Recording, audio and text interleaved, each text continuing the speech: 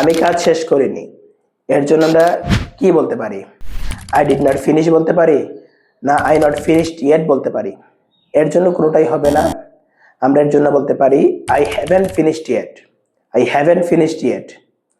তো যখন কোনো কাজ শেষ হয়নি তখন আমরা এই স্ট্রাকচারটা ব্যবহার করতে পারি। সো স্ট্রাকচারটা কি? স্ট্রাকচারটি হলো subject plus have not or has not plus ভার্বের 3 নম্বর ফর্ম প্লাস ইয়েট।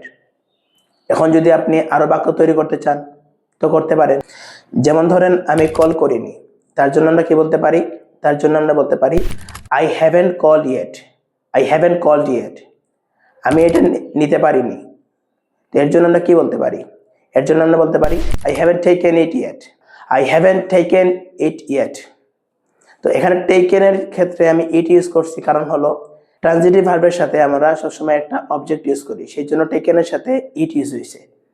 তো এইভাবে যদি আপনি আপনার দৈনন্দিন জীবনে ইংরেজিগুলোকে ব্যবহার করতে পারেন তাহলে আপনার ইংরেজি আরো এফিশিয়েন্ট হবে। So stay connected with Edulet care.